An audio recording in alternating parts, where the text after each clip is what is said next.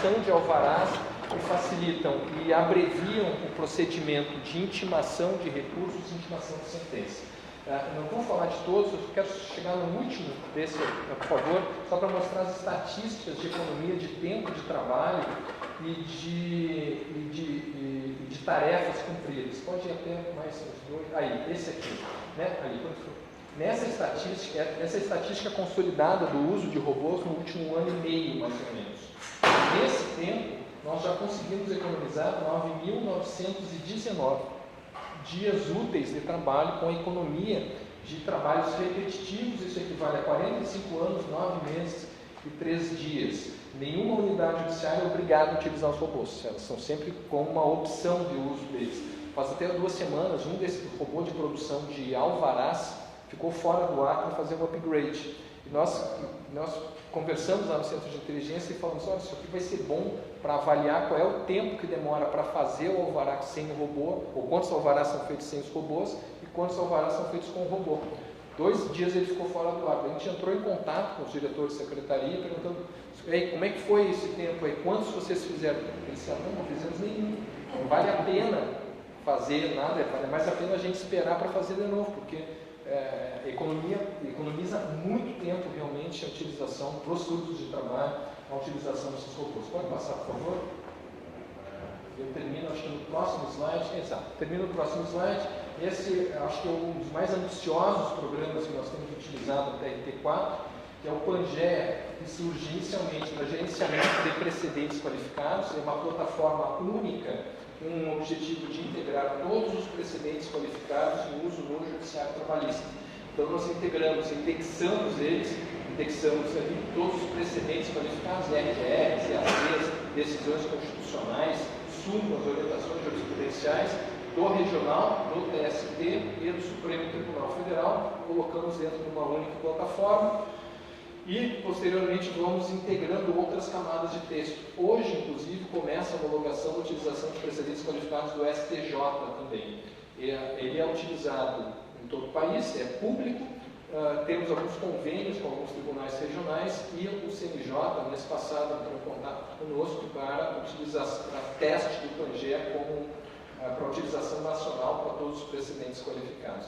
Ele não surgiu como um mecanismo de inteligência artificial, mas um mecanismo de análise de precedentes para que a gente possa ter o conhecimento desse tema.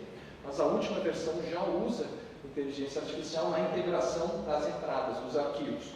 Então, a pessoa que quer utilizar esse programa coloca o seu precedente qualificado ali, o regional coloca o seu precedente qualificado e a inteligência artificial faz a leitura do precedente e sugere a indexação com todas as etiquetas de indexação que vão facilitar depois as respostas. Então, creio que esse aqui na Rio Grande do Sul é que nós temos utilizado e temos investido mais tempo na utilização desses mecanismos. Bom, às vezes as pessoas perguntam, nós vamos ter um juiz robô, algo do tipo que vem em desenho de ficção científica, ou tinha um filme nos anos 90 que era do Stallone, que era do juiz, o juiz, que era um ciborgue que aplicava a pena imediatamente quando verificava o crime. Isso eu acredito, eu tenho muita dificuldade de acreditar que nós vamos chegar nesse momento, porque não existe sensibilidade de uma máquina que consiga visualizar as nuances dos casos concretos e produção de uma decisão adequada. O espaço de utilização na atividade fim do Poder Judiciário da inteligência artificial para sugestões, acredito que o espaço é de precedentes qualificados para que, afinal, a gente consiga decisões mais tendentes à equalização para situações iguais, mas sempre dependendo de validação humana. É proibido hoje no Judiciário a produção de ferramentas de inteligência artificial sem validação humana. Nós temos essa determinação hoje pelo CNJ. E eu quero crer, tenho esperança de que vai permanecer vigente e esses vão ser os desenvolvimentos nos próximos anos. Professor, de novo eu agradeço. Eu sei que eu excedi de tempo, mas eu esforcei para ser mais rápido. Tá?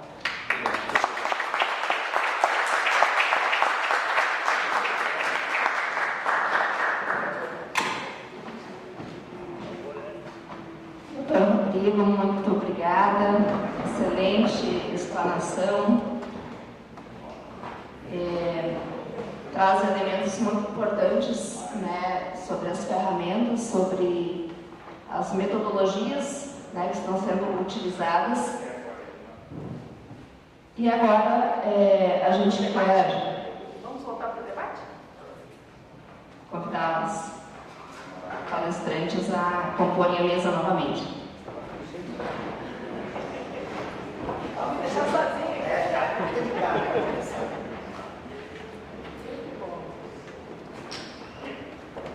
Agora teremos então com a doutora Cláudia Lima Marques fazer aqui uma breve apresentação, porque o currículo dela faltaria tempo hoje para nós apresentar aqui todo o currículo.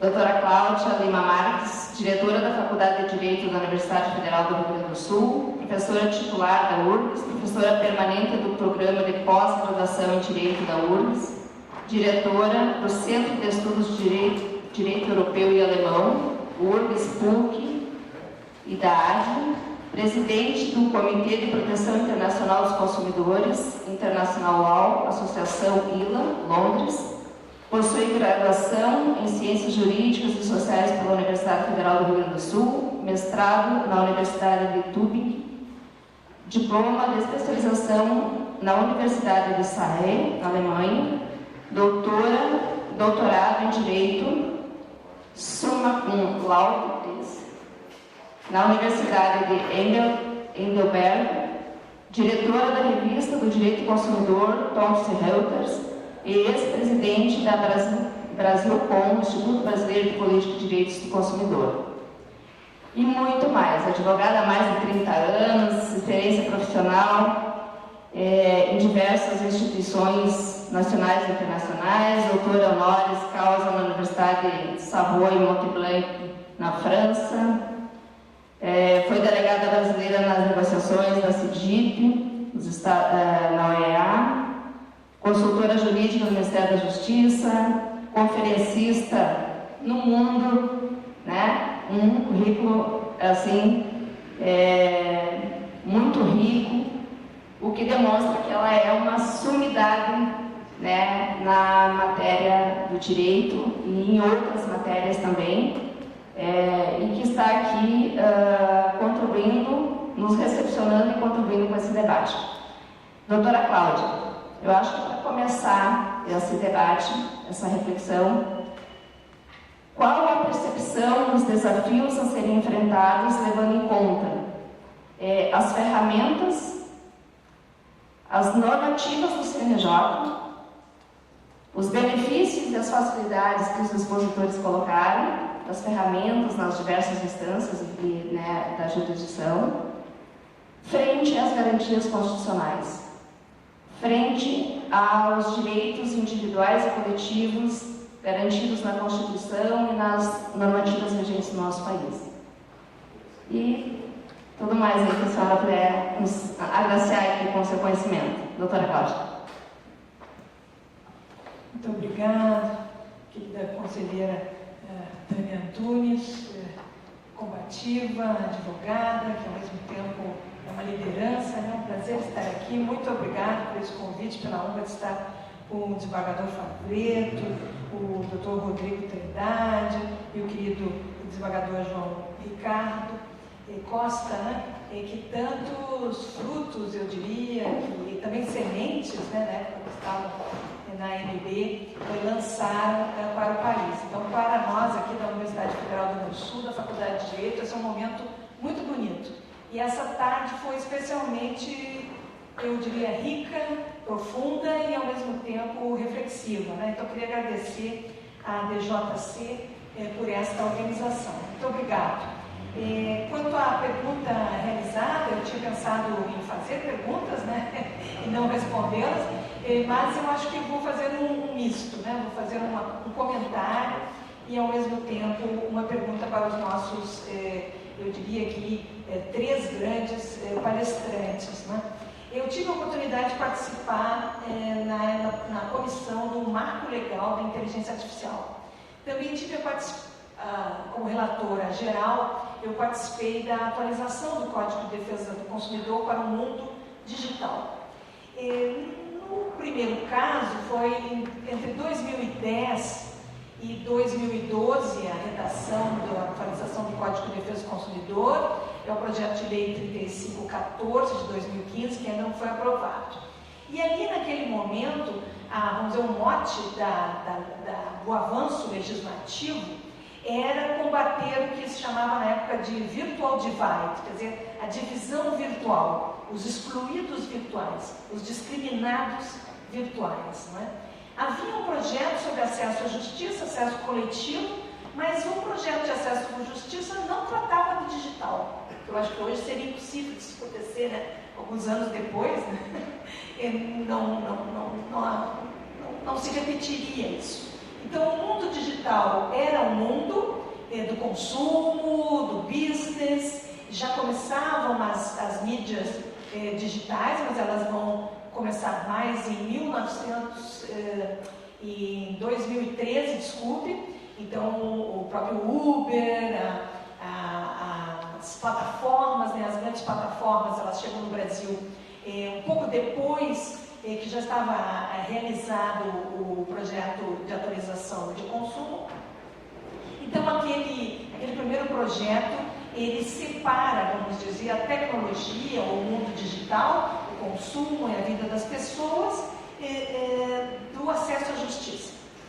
Agora, esse outro projeto que eu tive o prazer de participar, só sobre consumo, né, porque eram 18 especialistas, coordenados pelo ministro Cuevas, que chama Marco Legal da Inteligência Artificial, a preocupação era totalmente diversa. A preocupação era colocar, eu participei desse capítulo, justamente o capítulo inicial, era colocar grandes princípios, foram aqui mencionados pelo desembargador Favreto, transparência, explicabilidade, informação do humano que está tratando com o robô, né? Todos esses grandes princípios, assegurar direitos para as pessoas e assegurar um campo de aplicação público e privado. Já não há mais distinção, vamos dizer assim, no mundo digital, aquela que eu mencionei de 2010 até 2012, né, que saiu o projeto da comissão coordenada pelo ministro Antônio Herman Benjamin, né, que eu fui relatora geral. Não tem mais essa divisão.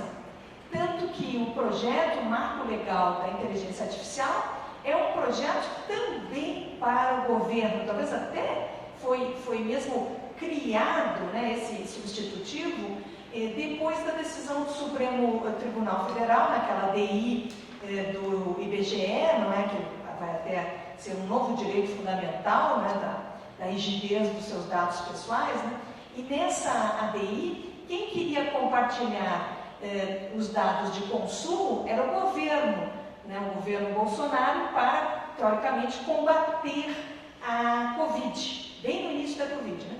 E o Supremo Tribunal Federal vai dizer que não havia segurança, né? A LGPD, a Lei Geral de Proteção de Dados, ela estava em vigor, mas não tinha sanções, não sei se lembra, que demorou um pouco, né, para entrar as sanções, então era uma época meio dúbia, assim, de que lei se aplicava, né? Eram dados das grandes companhias telefônicas, portanto, dados de consumo, que seriam compartilhados com o governo para o combate de uma epidemia. Então, tudo parecia ótimo, assim, né? Mas, na verdade, o Supremo negou esse compartilhamento por questões de segurança, né? Então, o meu comentário, que gostaria de colocar como primeira pergunta, para agradecer essas belíssimas palestras, né, é que nós estamos num tempo que eu diria assim que é a fronteira da ciência, né? Nós não sabemos o que vem por aí. Se olhamos as lições da Europa, né, a França, por exemplo, já legislou proibindo alguns tipos de utilização de inteligência artificial na magistratura, proibindo, né? Então, isso é um alerta, assim, fenomenal. Há pouco saiu, então, o regulamento europeu também proibindo usos aí no direito do consumidor muito importantes, porque levam vamos dizer, a influenciar a decisão do consumidor. Essas inteligências artificiais que vão principalmente focar em pessoas, vamos dizer, mais vulneráveis, né, ou hipervulneráveis, idosos, crianças, enfim, pessoas doentes também, né, que são consumidores sempre mais vulneráveis, não é? Analfabetos, né, se fala, né? Eles, há muitos usos que levam a influenciar o processo decisório, são proibidas. Bem, aí eu volto à minha pergunta para todos, né? Será que agora, eu anotei com prazer a menção, a decisão do CNJ, né?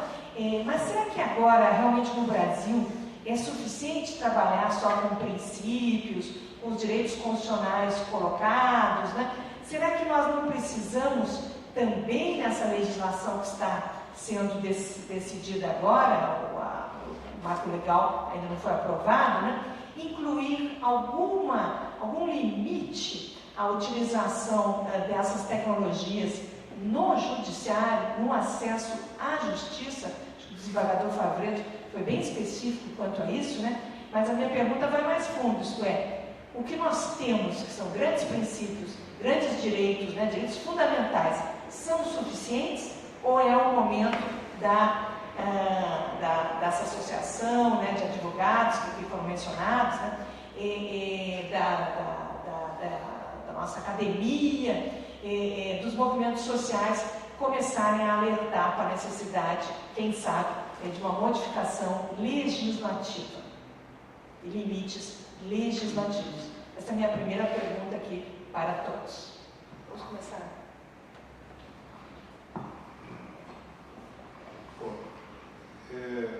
O senso comum, né, da magistratura, quando se fala em inteligência artificial, ninguém vai me substituir, né? Não quero um robô para me substituir. Há essa reação. Embora sempre é bem-vindo alguma coisa que auxilia na celeridade e na redução daquele trabalho que realmente é repetitivo, que é exaustivo, que vai tirando até a vontade da gente trabalhar. A magistratura, como toda atividade na área do direito, ela é uma atividade que se alimenta, né, também da atividade intelectual, né, da curiosidade intelectual, do prazer intelectual. E os processos repetitivos, eles não têm isso. Então, a gente vive esse paradoxo aí, né, de querer e não querer, né, esse medo. Mas eu acho que o questionamento, ele nos remete a uma necessidade, principalmente que a gente sabe os benefícios, mas não sabemos ainda, e esse é o problema, aonde nós vamos chegar. Não temos ainda uma percepção, assim, uma certeza do que isso vai nos levar, senão vamos acabar com um juiz robótico, ciborgue mesmo, né, que instantaneamente julga o sujeito ali, enfim. Então, essa noção, acho que nesse momento, nos remete à necessidade de uma regulação cuidadosa em relação a isso, né? E uma regulação que seja voltada não somente a impor algumas limitações na atividade, mas também na questão de uma abertura bastante significativa, ampla, para os operadores do direito. Quer dizer, a advocacia é o grande fiscal do sistema de justiça. Não é? Se a advocacia não tem acesso a essa fiscalização, nós estamos em risco, evidentemente. Então, acho que nesse aspecto nós temos que ter uma legislação que possibilite essa fiscalização e também, ao mesmo tempo, algumas limitações, né, no uso desse sistema. E algumas que foram citadas, né, aqui agora, né, e que já são experiências em outros países e outros também proibiram. Enfim, eu acho que nós estamos caminhando para isso. Eu acho que tem muita coisa para rolar aí, porque a gente fala uma coisa agora, amanhã, né, esse chat GPT aqui já acabou com o outro, tudo que é coisa que a gente está acostumado a lidar. E que não faz muito que a gente lida com isso. Só complementando o que o João Carlos colocou, ele parece, professora Cláudia, que É importante esses parâmetros mais principiológicos, mas do ponto de vista que tu reafirma valores constitucionais e tal, mas eles são insuficientes, porque eles têm um conceito aberto, né? Um conceito indeterminado. E a vantagem de você gerar uma regulação normativa não é só clarear e colocar parâmetros objetivos. Obviamente que isso vai vir a críticas, pode vir a criticar, quer engessar, não tem como... Não, mas não adianta você usar... É que nem quando fala de liberdade de imprensa, né? Você não quer e deixa a coisa chegar ao limite das fake news e outras coisas. Então, me parece que esse é um caminho importante, porque não só por um disciplinamento mais específico, porque ele garante a participação também, não só dos envolvidos, como da sociedade, né? Porque nós temos que entender, já é um tema difícil, pelo menos você socializa um pouco desse debate, né? E consegue, com isso, tirar pelo menos vamos dizer assim, uma equação ponderada disso que pode não agradar a todos, mas necessária. Eu me preocupo essa questão, especialmente essas diretrizes do CNJ que são corretas, mas elas partem do poder regulamentar, né? Claro, baseado, lá tem valores constitucionais, segurança jurídica, mas quem diz qual é a segurança? Então, eu me inclino, na minha convicção, que a regulação é muito importante para propiciar não só a disciplina, como também o debate com os operadores do sistema de justiça e a própria sociedade. Bom, quando a gente fala de uso de inteligência artificial no judiciário, em primeiro lugar, a gente precisa delimitar em qual parte do poder judiciário. O judiciário é uma atividade de Estado, que tem sua atividade finalista da distribuição de justiça, mas tem diversas atividades administrativas e instrumentais. Então, falar sobre o uso de inteligência no poder judiciário e no poder judiciário é definir os espaços em que ela é adequada e, definindo esses espaços, reconhecer quais são os parâmetros para a utilização. Nós vimos aqui, me esforcei para mostrar nos exemplos, que o grande espaço de utilização hoje da inteligência artificial no judiciário vem sendo da parte administrativa, da parte burocrática, com a redução do trabalho burocrático e repetitivo e libertação dos trabalhadores do judiciário para que realizem serviços mais inteligentes, serviços mais aprimorados e que possam permitir que a atividade fim seja mais adequada. Então, ser totalmente refratário ao uso de inteligência artificial me parece que é inadequado, no mínimo, para esse espaço burocrático de melhoria dos fluxos do trabalho. Por exemplo, agora de manhã, antes de vir para cá, eu estava trabalhando numa tecnologia que nós estamos desenvolvendo que utiliza a inteligência artificial para a transcrição de áudio em texto, que é um grande problema. Aliás, a pandemia adiantou em anos o modo de realização de audiências. Nós fazíamos audiências como os astecas e os maias faziam audiências, que era como um registro escrito do que estava sendo falado. Embora há 50 anos nós temos formas mais aprimoradas do registro que foi tratado na audiência. Então a pandemia fez com que a gente utilizasse audiências telepresenciais e em muitas situações dispensando o registro escrito nas atas de audiência. Terminou a pandemia, arrefeceu bastante, nós retornamos a fazer audiências presenciais, mas nos acostumamos à utilização do registro unicamente audiovisual. É bastante útil para o juiz de primeiro grau, mas dificulta o conhecimento do processo quando ele bate no tribunal, porque é mais difícil ficar ouvindo e assistindo todo o depoimento.